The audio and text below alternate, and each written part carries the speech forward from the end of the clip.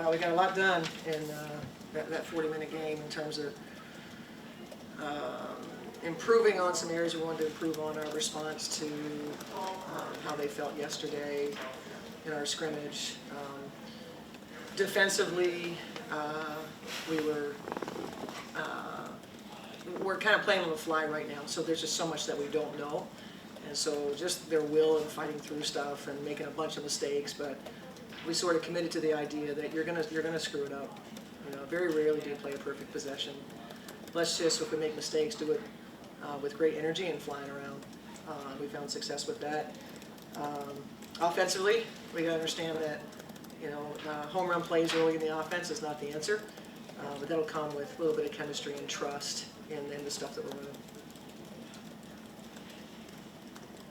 Cheryl, coming into the game, you talked about chemistry as a whole, and you just mentioned a little bit offensively, but overall, how would you rate the chemistry tonight? Well, could you guys feel it? Could you guys see it? Could you? That's my test, because I know what I'm feeling and I know what I'm seeing. What I'm hopeful of is that people that came to the arena tonight saw it and saw, you know, just the connectedness. Even though they don't really know each other that well, there's a lot of things they're still left to learn.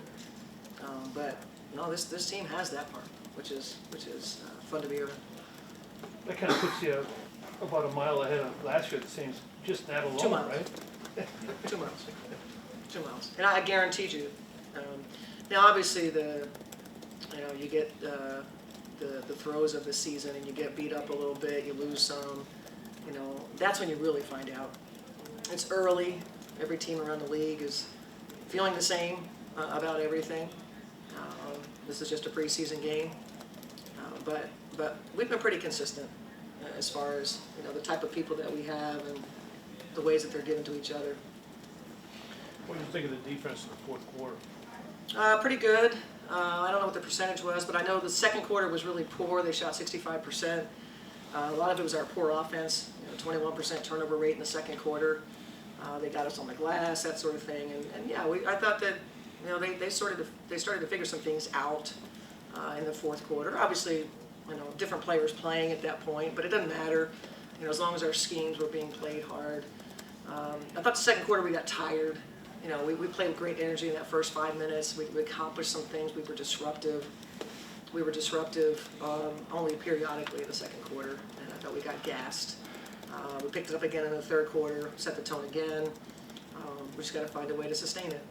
They were excited to play at home in front of our fans. For a lot of them, the first time being in Target Center Arena and kind of feeling everything. So I think that sort of buoyed us as well. Seemed like Diamond and Dorka both acquitted themselves pretty well today. What did you like about what they did, and what didn't you like? You know, if you watch Diamond, I know you guys watched during the Big Ten. You were courtside watching that, and Diamond's really competitive. Diamond, man, wants to win every possession, and that's really endearing. She makes a ton of mistakes, but that's expected. She'll listen. That's important. So this is her floor, and we're gonna work really hard. That each game, I told her, each game is going to be a learning experience. You know, celebrate your small successes, the stuff that you're not doing well, which she'll tell you. She'll want to get in the gym and figure it out. She'll want to watch video. She'll want to figure it out. Dorka has, what you saw tonight has kind of been her, her way. She's a very steady, mature player. Never too high, never too low. She's the definition of that. You rarely see if she gets rattled. I don't know if she's been nervous yet. She might be really nervous. I have no idea. She doesn't show it. She's big. She makes the, you know, often the right plays. But same thing.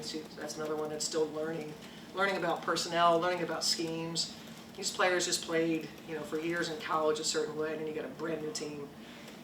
And Dorka's been really receptive to information and able to apply it. After kind of maybe a little bit of a slow start when she first got in, it really seemed like Soule really kind of like kicked it in gear after she kind of got her feet wet a little bit. What would you kind of make of her play tonight? And Taylor, that's the definition of Taylor Soule. What you saw, like you said, not in the first few minutes. The first few minutes is what we've been getting at practice. She found her identity in today's game and how she can impact it.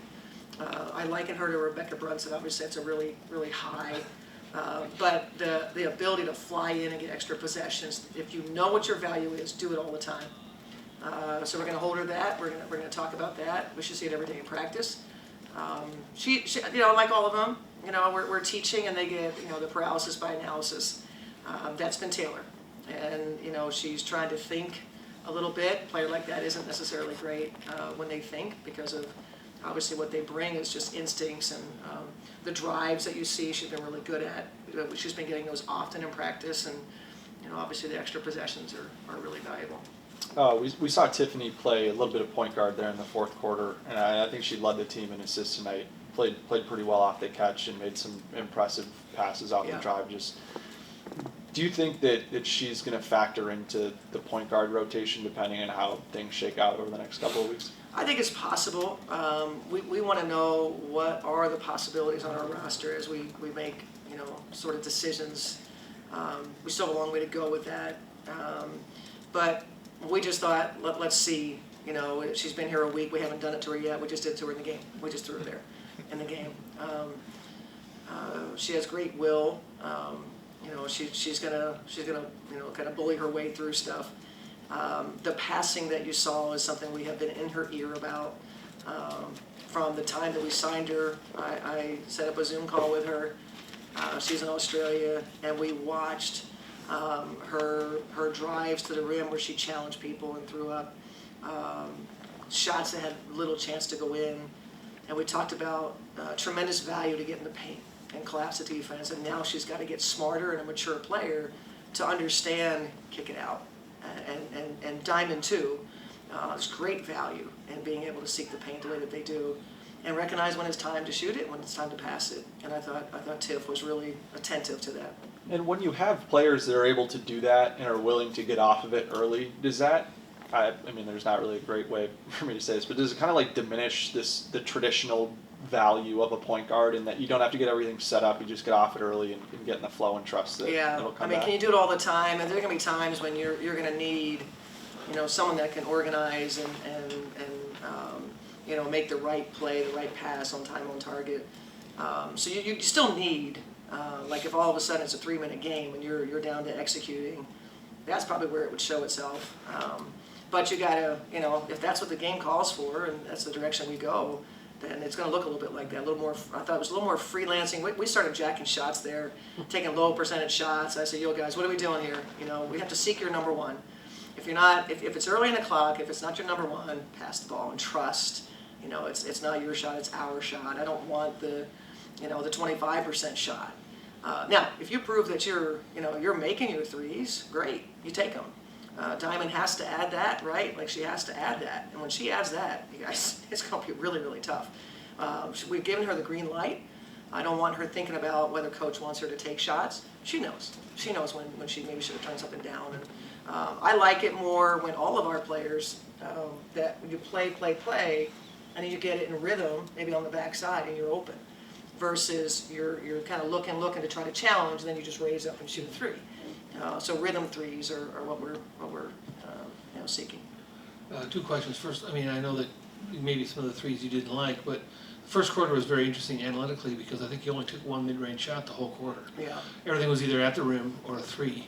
Yeah. And you talked a lot about kind of going in that direction. Did you like the way that 5-out offense was being kind of run and whether or not the shots were falling? And second, even though there was a lot of people sitting who would normally play, the fourth quarter you came back from 8 down with a roster that included all 4 of your rookies at one point. Yeah, that's true.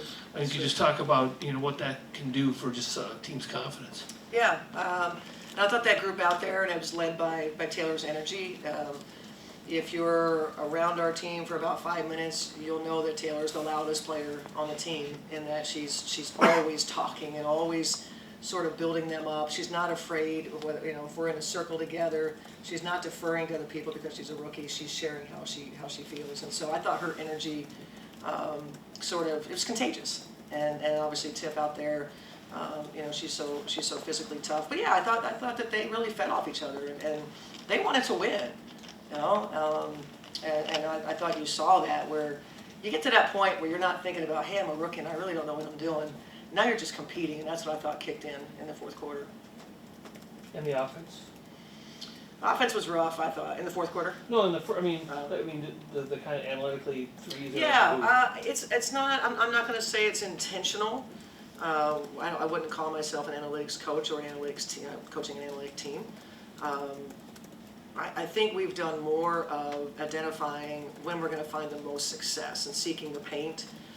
Same thing Washington's doing, right? Both teams have similar values, where you're seeking the paint on penetration and make decisions on plays. And so I thought it was more a product of that. I think we have some players that are very good in the mid-range. Maybe it was Washington's defense a little bit more, where it wasn't open.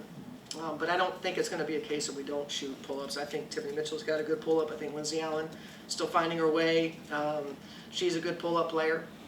Certainly Rachel can do that. Rachel played great, by the way. Obviously making shots the way that she does. And her hustle play was the most impressive play for me. Giving up your body in a preseason game because you cared that much. That was good stuff. Just how important is somebody like Rachel going to be, considering that if you just look at the roster, there's not a ton of three-point shooting around her? Does that make someone like her even more valuable and have an even greener light than she's had in the last couple of years? Yeah, her knowledge of how we want to play, her knowledge of me, that's valuable. Certainly the three ball, her passing, as we've said before. I think Rachel has really taken on some of the leadership part of it, and is using her voice in ways that she hasn't before, that we said was really imperative. You have to carve out value. It can't just be because you can shoot. And that's something she's really taken to heart. Do you think her coaching experience helped with No that? question about it. No question about it. She'll walk by sometimes and I know exactly why you're feeling. She's been on the bench on the other side, and she sees now a little bit more. Like how many times she said, "I know what you're talking about now," when these things happen. Yeah.